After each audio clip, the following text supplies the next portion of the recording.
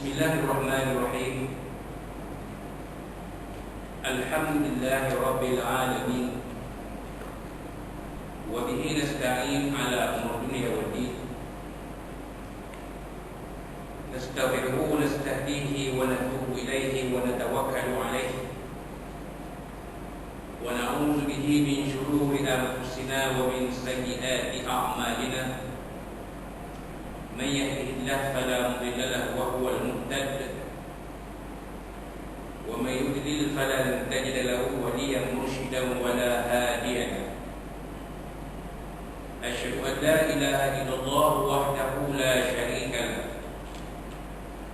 وأشهد أن سيدنا محمدا عبده ورسوله اللهم صل وسلم وبارك على هذا النبي الكريم سيدنا وحبيبنا وشفيعنا وزهرنا ومولانا محمد المصطفى وعلى آله وصحبه ومن دعا بدعوته وتمسك بسنته وجاهد في سبيل الله إلى يوم الدين رب اشرح لي صدري ويسر لي أمري واحلل عقدة من لساني يفقهوا قولي سبحانك لا علم لنا إلا ما علمتنا إنك أنت العليم الحكيم ولا حول ولا قوة إلا بالله العلي العظيم اللهم افتح علينا حكمتك وانشر علينا من خزائن رحمتك يا أرحم الراحمين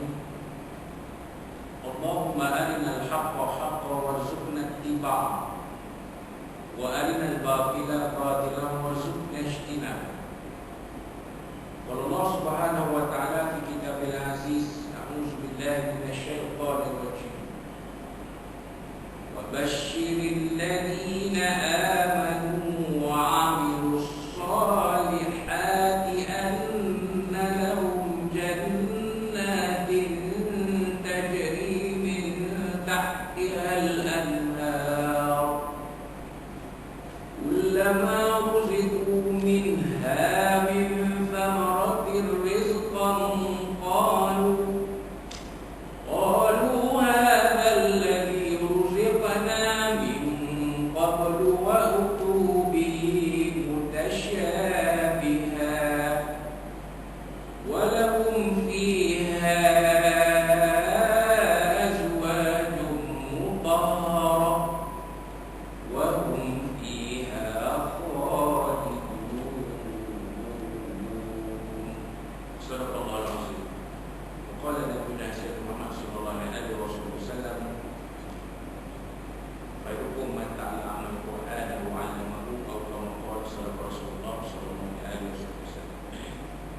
yang berusaha terima Al-Fadhil Ustaz Adab itu. Jadi saya ingin sahabat saya Al-Fadhil Ustaz Naim, tuan-tuan Puan Haji Azmi, Seterusnya Masjid Jami Baru Bokim, tuan-tuan dari Lima Boso, pegawai masjid dan seterusnya, dari jemaah muslimin dan muslimat yang sekalian rahimahullah. Assalamualaikum warahmatullahi wabarakatuh. Alhamdulillah pada pagi subuh Ahad 13 Ramadhan Akhir 1440 Hijriah bersamaan 16 Januari 2022 kita panjatkan segini puji dan syukur kepada Allah SWT sama-sama menaikkan solat fardu subuh jemaah di imam kita dan bacaan yang benar, pilihan surah yang tepat. Jalan-jalan kita dengar imam solat subuh membawa dua surah alam dalam solat subuh, iaitu alam nashrah dan alam tawakkal. Saya bacakan apa yang saya pernah tonton satu video ceramah almarhum Tuan Guru Haji Sadiq Sik di Kedah, seorang ulama, tokoh ulama besar, tokoh ulama silam yang ramai mengenalinya.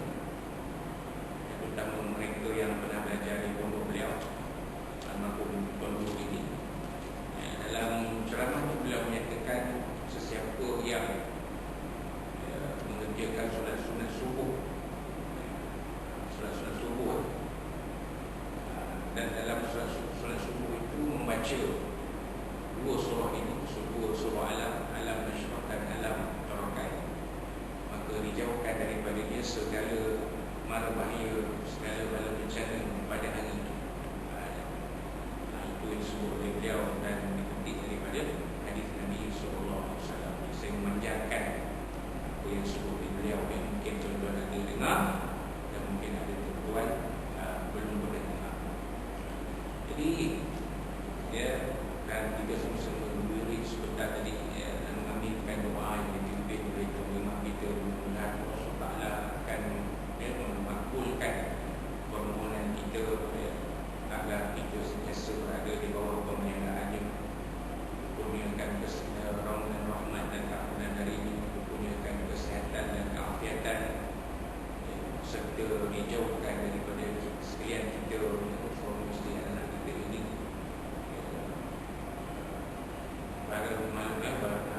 mara bahaya, bala bencana, musibah, fitnah, yang besar, yang kecil, yang besar, yang hidup, yang mati, terutamanya fitnah Masih Dajjal, dan dijauhkan dari kita wabak penyakit, terutamanya wabak COVID-19 ataupun virus Al-Qurun. Di wabak COVID-19 ini masih ada, walaupun kita baca tiap-tiap hari hanya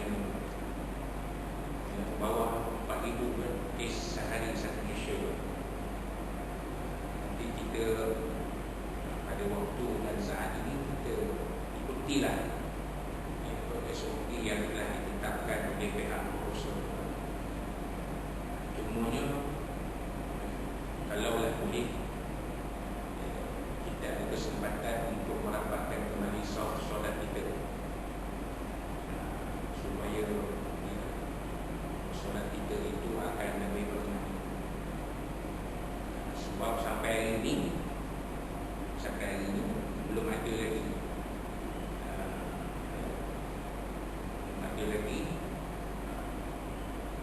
rasta masjid, rasta surau, ada lagi. Jadi masing-masing menjaga SOP, mengikuti SOP ditetapkan.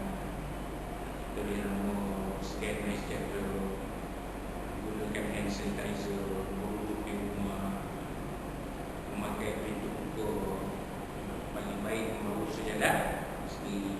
Jadi kita ikut SOP itu, insyaAllah Allah akan menolong kita sebagai ikhtiar daripada dijangkiti wabak yang berbahaya ini.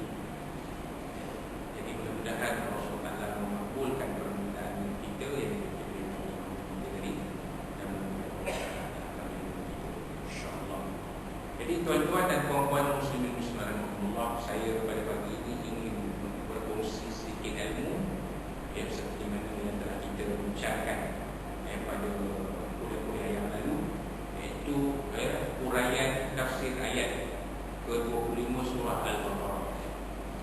Yang telah kita bincangkan, Allah SWT ayat ini memberi khabar gembira kepada kita setiap orang beriman dan beramal soleh tentang beberapa perkara di alam syurga, di alam akhirat nanti. Pertamanya kita akan dimasukkan ke dalam syurga yang mengalir di bawahnya sungai-sungai, sungai madu, sungai susu, apa saja yang kita boleh gambarkan, insyaAllah ada di syurga nanti.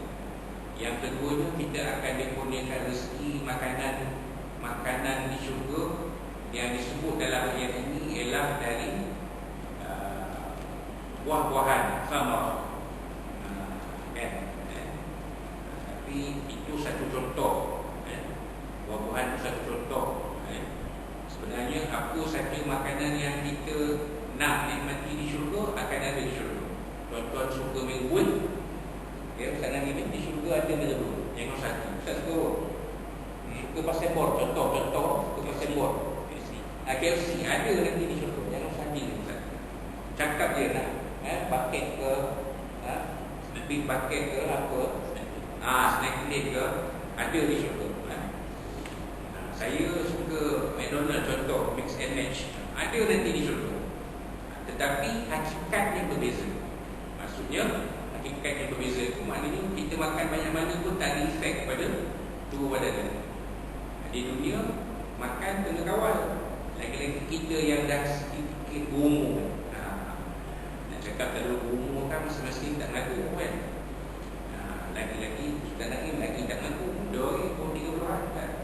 Macam kita ni setahun lagi nak sampai setengah abad. Tahun ni dah 49. InsyaAllah kalau panjang umur. Taklah dah uji dah, dah test dah. Sebelum ni kan, dengan COVID dia, dengan jangkitan kuman pada kulit kaki ni, jangan tuan-tuan bukalah luka penyakit kulit, penyakit jangkitan kuman pada kulit kaki itu boleh menyebabkan kematian tuan-tuan. Taklah uji 2 kali. Agaknya kita alkohol dari mana-mana. Orang taklah uji lagi sekali. Tahun ni tak tahulah. Orang taklah tahu kita lah. Tapi di syurga hakikatnya berbeza. Benda sama, hakikatnya berbeza. Maksudnya makan banyak mana pun tidak mendatangkan kotoran. Itu yang kedua. Yang ketiga, apa dia tuan-tuan? Ni nak sambung ni. Walahum fiha azwajun mutahharah. Walahum fiha azwajun mutahharah. Dan untuk mereka di dalam syurga itu isteri-isteri yang suci bersih. Ini kita urai begini. Ibnu Abi Talha meriwayatkan dari Abdullah bin Abbas radhiyallahu anhu bahawa mutahharah artinya suci dari najis dan kotoran. Mujahid, seorang ulama tabi'in, ulama tafsir di kalangan tabi'in, mengatakan yang dimaksudkan adalah suci dari haid, buang air besar, buang air kecil, hingus, ludah, air mani dan beranak. Maknanya apa maknanya? Maknanya isteri-isteri kita tu nanti di syurga, macam saya sebut mengelepas kat banyak, dia tak ada had. Di sini disebut azwajun, pasangan-pasangan, 3 dan ke atas. Dia bahasa Arab gitu, saya nak tahu kan, Tuan Imam tahu kan. Zaujun seorang, zaujani 2 orang, azwajun 3 ke atas. Maknanya akak janganlah cemburu, akak dalam surga tak ada cemburu. 1000 pun azwajun. Suami kita ada pasangan 1000 dalam surga. Kita buat dah esok. Perempuan janganlah kata, mana ada Ustaz, kami tak ada pasangan, suami je ada, kami dalam syurga tak ada pasangan. Wadah, sebab dalam syurga tak ada cemburu. Tak ada cemburu. Di dunia ya nak berbini dulu, turun semata tu tak berani nak sambung. Tu Haji Bakir tu, belum lagi kita. Haji Bakir yang gedung ni di darat, kapal di laut. Jadi di syurga tak ada cemburu. Banyak pasangan. Untuk setiap ahli syurga tu pasangannya ramai. Dan sifatnya mutahharah. Mutahharah tu maknanya kalau perempuan tu dia tak ada darah haid. 30 hari suci bersih, tak ada. Kalau orang tanya kita kan, di syurga ada toilet tak Ustaz? Tak ada. Di syurga tidak ada tandas, tidak ada toilet. Sebab kita nanti di syurga tidak akan kotor hajat. Buang air kecil tak, buang air besar pun tak. Ni kata wa utubihi mutasyabiha. Kan? Kalau kita di dunia ni makan, sebahagian makanan kita itu akan jadi bahan buangan. Dia bagi situ, kita pun bekerja ke bilik air. Tapi di syurga tak. Ahli syurga tidak akan mengalami buang air kecil, buang air besar, tak ada. Orang perempuan tidak akan mengalami haid, tak ada. Tak ada nifas sebab tak beranak. Macam mana digauli pun tak jadi apa.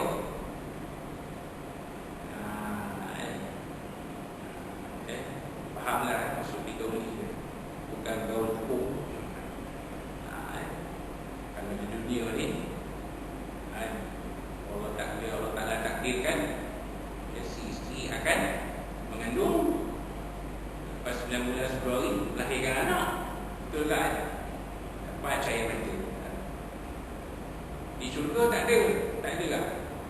Di syurga tak jadi macam tu. Kalau ahli syurga tu contoh kan. Kalau ahli syurga tu katalah 1 bilion contoh. Kita tak tahu dengan sebenar. Contoh saja 1 bilion. 1 bilion orang. Itu je lah ramainya. Takkan berkembang. Jadi takkan jadi kita dengan isteri kita duduk dalam syurga, berkahwin, dapat anak. Tak ada. Sebab isteri kita tu tidak akan ada darah haid. Bila tak ada darah haid, tak akan mendung lah. Tahulah macam mana pun, tak akan jadi apa. Itu maksud dia. Qatadah, ini seorang lagi ulama tafsir dari kalangan tabi'in, mengatakan bahawa mutahharah artinya suci dari kotoran dan dosa, ini najis. Menurut satu riwayat dari ini disebutkan dari haid dan dari nifas. Dari riwayatkan dari Al-Hasan, Al-Tuhab, Abu Salih, Aqiyah dan As-Sadi, hal yang semisal dengan riwayat tadi. Jadi semua nama-nama itu adalah kalangan ulama tafsir dari kalangan tabi'in. Itu aja. Mereka sepakat. Maknanya makna mutahharah itu pasangan-pasangan itu suci bersih, tidak ada sifat seperti mana perempuan di dunia tadi. Ada darah haid, 7 hari tak disembahyang, 7 hari tak ada puasa, 7 hari tak ada baca Quran dari masraf, tak ada. Ibnu Jarir mengatakan dan menceritakan kepada Yunus Ibnu Abu A'la dan menceritakan kepada kami Ibnu Wahab dari Abdul Rahman bin Zaid bin Aslam yang mengatakan bahawa al-mutahharah artinya wanita yang tidak pernah haid. Dia mengatakan demikian pula halnya Siti Hawa pada waktu pertama kali diciptakan. Tetapi ketika ia durhaka, maka Allah Ta'ala berfirman, sesungguhnya aku mencipta bukan kamu dalam keadaan suci, sekarang aku akan membuatmu mengalami pendarahan sebagaimana kamu telah melukai bahu ini. Tak akan, tapi riwayat ini dinilai gharib. Maknanya gharib, maknanya ini riwayat yang boleh baca tapi belum tentu betul. Baca sajalah. Macam kisah baru-baru ni lah kan. Kita tahu kan, dia sebut kisah contoh kita tahu kan. Satu orang menceroboh masuk ke dalam masjid pada waktu yang tak ada orang di masjid. Masuk dia curi duit tamu masjid. Tapi orang dah nampak pasal dah 3-4 kali buat, jadi orang dah pasang perangkap. Kena tangkap. Pegawai masjid bawa pergi ke bilik mandi jenazah. Dimandikan si kolan ini dalam atas tempat mandi jenazah itu. Ada satu orang dalam bilik itu merakamkan, memvideokan aksi mandi jenazah itu dan ditularkan. Lepas itu si kolan ini dibawa oleh pegawai masjid ke balai polis. Itu dibuat aduan laporan kata ini. Pendek cerita dia, sampai hukuman dikenakan denda dan penjara. Jadi mula kita baca macam-macam kan. Ada macam ni, ada macam ni, ada macam ni. Mula kita rasa tak patut lah. Kan? Dia tu orang susah. Contoh, budak ni susah, cari duit tak dapat, tak ada cara lain, curi tabung masjid, nak beli ubat macam mana tu. Itu cerita satu bersih. Datang 3-4 hari lepas itu bersih lain pula. Kata budak ni sebenarnya bukan itu tujuan dia mencuri tabung masjid. Dia ni mula berjinak dengan bahan terlarang. Bahan terlarang. Jadi tak ada cara nak cari duit, nak beli benda terlarang tu, dia curinya tabung masjid. Jadi kita baca macam-macam. kita tak pasti mana satu yang betul. Kita diamkan saja. Kita percaya fakta. Faktanya memang dia curi duit, kena tangkap, bawa ke balai polis, dihadapkan ke mahkamah, dijatuhkan hukuman, habis. Itu cukup. Itu fakta. Itu fakta. Apa cerita sebenarnya kita tak tahu. Sebab macam-macam. Kata tu Datuk budak ni macam ni. Kata tu imam macam ni. Yudah ni tu imam yang letak jawatan. Dan terpaksa jatah agama pula membuat sesatan pula. Kenapa lah tu imam letak jawatan lah, apa salah contoh. Adakah perbuatan dia memandikan budak ni salah dari segi undang-undang? Iaitu kita serah kepada mereka yang berkenaan, yang ada otoriti, ada kuasa. Kita jangan campur. Jadi macam ni yang cerita tadi kan. Jadi kita baca saja tapi tak tidak. Pasal tak ada dalam Al-Quran, tak ada dalam hadis Nabi. Mungkin kisah Israiliyat. Nabi SAW sikap bagi tentang Israiliyat ni jelas. Percaya hidup, tak percaya hidup. Dia menambah rasa saja. Kalau nak tahu bukan betul tak betul, kena banding dengan Al-Quran dan hadis-hadis Nabi SAW ataupun As-Sunnah. Itu kena banding. Kalau betul, betul lah. Kalau tak betul, tak betul. Itu cerita dia. Wallahu a'lam. Baik. Qala Al-Hafiz Ibn Bakr Ibn Mardawi. Al-Hafiz Ibn Bakr Ibn Mardawi mengatakan, bahasa Arab ni panjang, baca Melayu pula. Al-Hafiz Ibn Bakr Ibn Mardawi mengatakan dalam menceritakan kepada kami Ibrahim bin Muhammad dan menceritakan kepada aku Ja'far bin Muhammad bin Ibn Al-Harab dan Ahmad bin Muhammad Al-Khawari. Keduanya mengatakan dalam menceritakan kepada kami Muhammad bin Ubaid Al-Kindi dan menceritakan kepada kami Abdul Razak bin Umar Al-Muzari dan menceritakan kepada kami Abdullah bin Mubarak dari Syu'bah dari Qatadah dari Abu Nathar dari Abu Sa'id dari Nabi SAW sehubungan dengan mana firman-Nya. Dan untuk mereka di dalamnya istri-istri yang suci. Al-Baqarah ayat 25. Maksud ialah suci dari haid, buang air besar dan ludah. Hadis ini dinilai gharib. Jadi kata ulama hadis ini dinilai gharib. Maknanya perawi, apa benda gharib, perawinya tak ramai. Tapi tadi pandangan-pandangan yang tadi tu bila campur dengan itu jadi satu pandangan yang boleh diterima. Masuk akal. Masuk akal. Perempuan tak kira sama ada ahli syurga ke wanita lah, ataupun bidadari-bidadari yang menjadi pasangan ahli syurga tu sifatnya suci bersih. Maknanya dia tidak ada, dia tak ada darah haid, dia tak buang air kecil, tak buang air besar, kan? Sebab hakikatnya berbeza. Apa yang hakikat yang ada di dunia ini berbeza dengan hakikat di akhirat. Walaupun bendanya boleh jadi sama. Macam tadi lah, Ustaz Naim suka KFC. Ada dia suka KFC tu, tapi macam hakikatnya beza lah. Maksudnya makan banyak mana pun tak jadi masalah, tak memudaratkan. Kata kita suka durian, kita suka minggu lepas apa bulan lepas suka durian. Ada dunia yang suka cuti, ada. Ada ustaz, ada. Durian yang suka cuti. Tapi hakikatnya beza lah. Maknanya makan banyak mana pun tak jadi masalah. Di dunia, kalau kita makan durian tak kena gaya. Gula dalam darah boleh pergi sampai berbelah-belah, boleh pergi merah belum. Tumbang kita lah. Macam pensyarah saya dulu lah, masa kat dulu lama orang ni 20 tahun lebih dulu. Di kampung musim durian, makan durian, tumbang masuk hospital 2 minggu.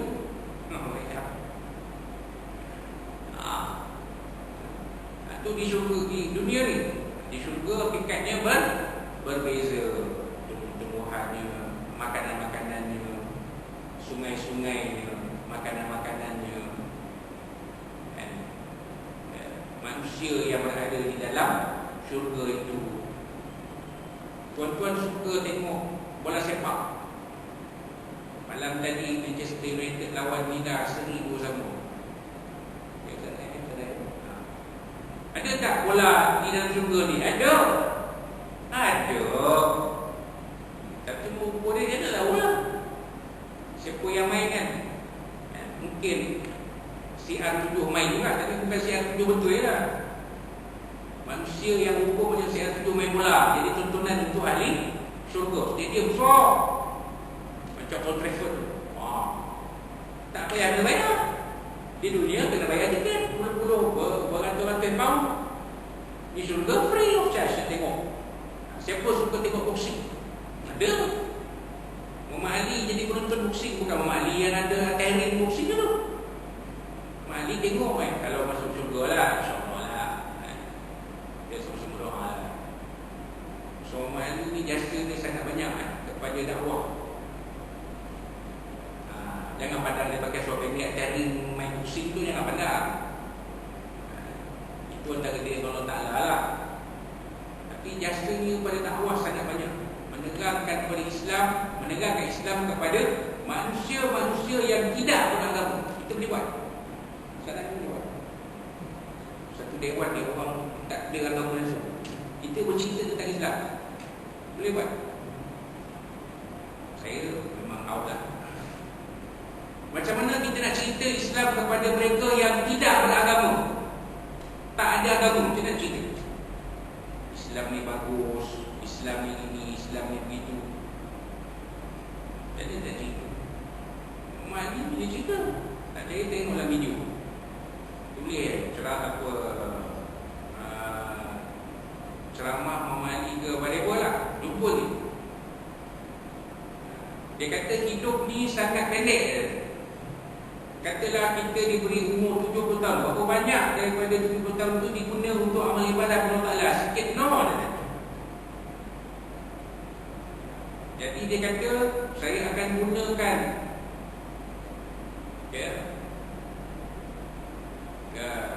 kedudukan nama saya untuk membuat sebanyak mana kebajikan yang ada. Kata dia itu ini kan?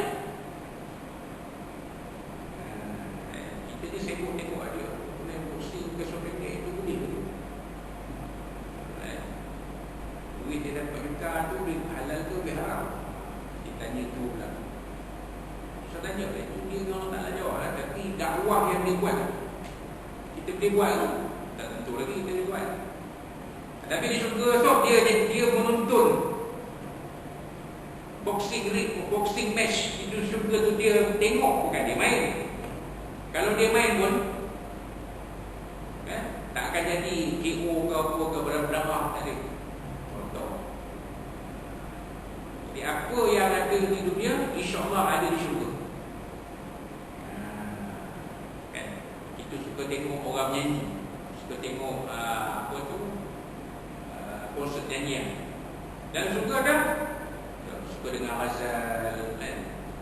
Suka dengar macam-macam lah. Ada dalam syurga ni. Janganlah kata tak ada.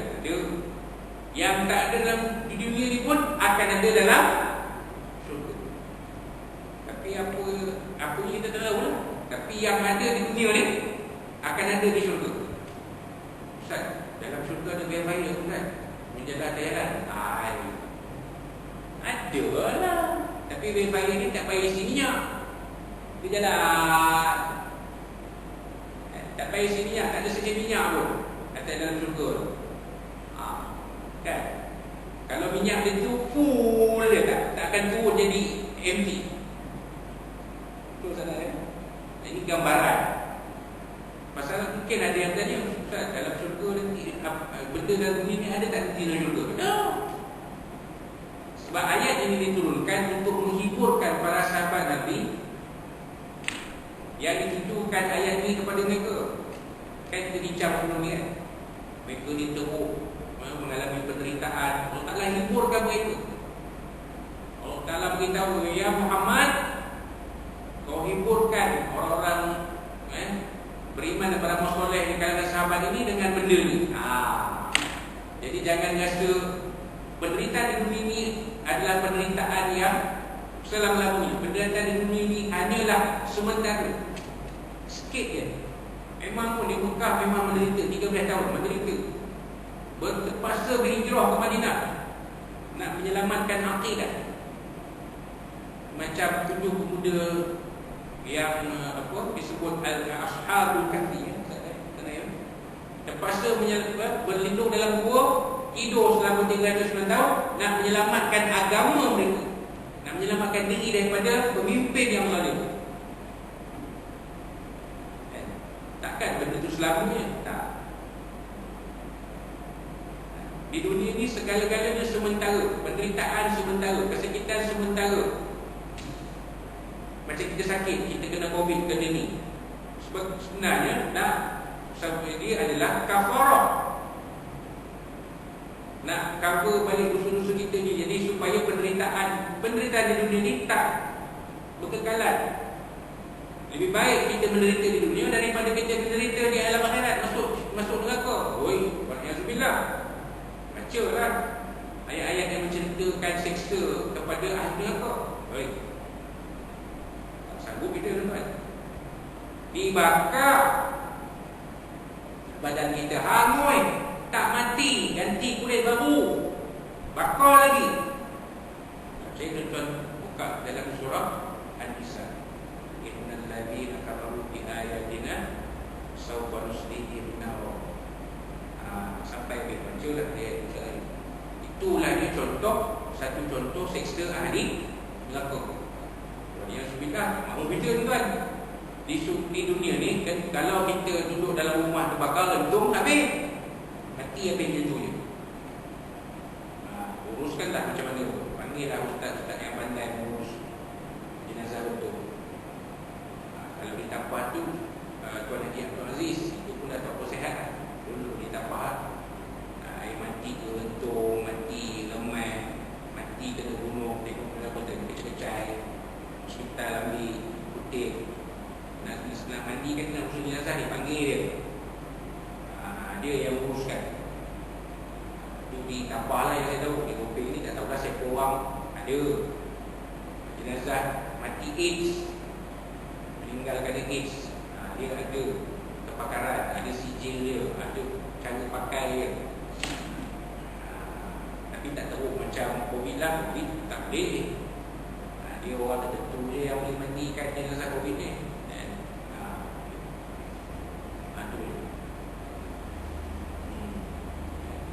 Tapi di dalam neraka dibakar tak boleh berhenti. Waliyazbillah.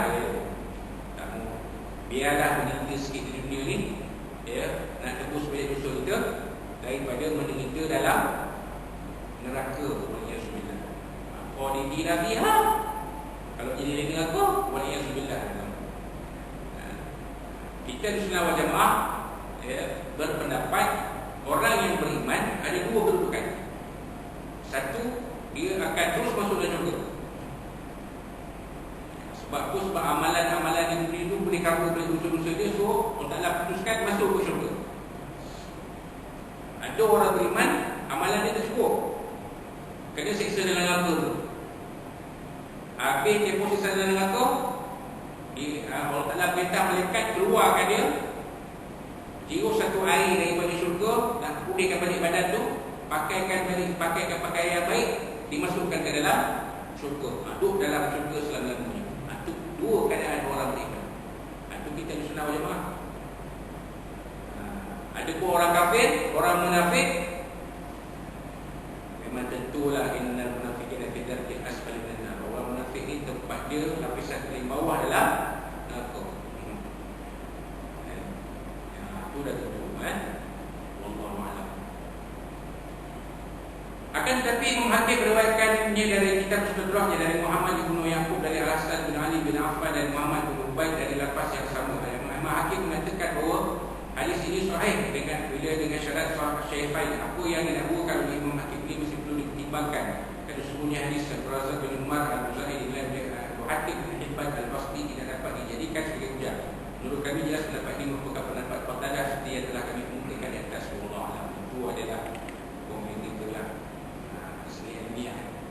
jadi kita orang awam ni kita terima bila sebut azwajul mutahharah, pasangan-pasangan itu adalah pasangan yang suci bersih, keadaannya tak sama macam di dunia. Apa-apa pun perbincangan, perbezaan pendapat di kalangan para ilmuwan, biarlah kita bincangkan sama dia. Dia tak payah join, tak payah terjebak sekali. Tak payah, tak perlu. Wallahu a'lam. Maka akhir sekali firman Allah Taala, wa hum fiha khalidun, dan mereka kekal di dalamnya. Hal ini merupakan kebahagiaan yang sempurna kerana sungguhnya di samping mereka mendapat nikmat tersebut, mereka terbebas dan aman dari kematian dan terputusnya nikmat. Dengan kata lain, nikmat yang mereka peroleh di akhir tidak habisnya, bahkan mereka berada dalam kenikmatan yang abadi selama-lamanya. Itu kenikmatan yang keempat. Tadi syurga tu ada sungai mengalir di bawahnya. Kedua, dalam syurga diberikan rezeki, antaranya buah-buahan yang mana keadaannya sama tapi hakikatnya beza. Yang ketiga, dikurniakan isteri, pasangan-pasangan yang suci bersih. Yang keempat, dikurniakan kehidupan yang kekal dalam syurga. Itu empat dulu. Jadi bila para sahabat baca ayat ni, mereka rasa seronok. Rasa seronok daripada rasa rendah, down tu. Bila baca tu, tak apa, InsyaAllah syurga ni kita akan dapat. Senyumlah, barulah muka ada senyum. Jadi Allah Ta'ala pun bagi motivasi kepada kita. Segala penderitaan kita di dunia ni hanyalah bersifat sementara. Sebenarnya yang kekal itu hanya dalam alam akhirat. Mudah-mudahan Allah Ta'ala jadikan kita di kalangan ahli syurga. Allahumma ja'alna min ahlil jannah wa la taj'alna min ahlin nar. Allahumma rzuqna rawdatan min riyadil jannah wa la tarzuqna ghurfatan min ghufranil niran. Itu kita doa hidup ni lah. Itu orang mati kita doa lain kan, sama juga isi dia lebih lain lah. Kan Allah marzuqu rawdatan min riyadil jannah wa la tarzuqu ghurfatan min ghufranil niran kan. Itu doa yang mesti mati dia. Kita boleh doa juga, ya Allah kurniakanlah kami syurga dari syurga-syurga-Mu ya Allah, dan jangan kurniakan kepada kami lubuk daripada lubuk neraka-Mu ya Allah. Hanya kepada Allah lah kami memohon agar diri kami dihimpun bersama golongan ahli syurga ini. Sesungguhnya Allah Ta'ala Maha Dermawan, Maha Mulia, Maha Baik firman-Nya. Wallahu Rasulullah a'lam. Hadis kita berbincangkan ayat yang 25 surah Al-Furqan. InsyaAllah pada bulan kita akan membincangkan ayat yang berikutnya, itu ayat yang 26 surah Al-Furqan. InsyaAllah kita panjang berumur, InsyaAllah kita akan bertemu pada bulan Februari nanti, iaitu pada 20 Februari 2020. InsyaAllah sana ini kadang-kadang lupa, kadang-kadang tak lupa. Alhamdulillah, kata sana ini dah lama dah jumpa, betul lah tu. 2 tahun dah tak jumpa sana ini.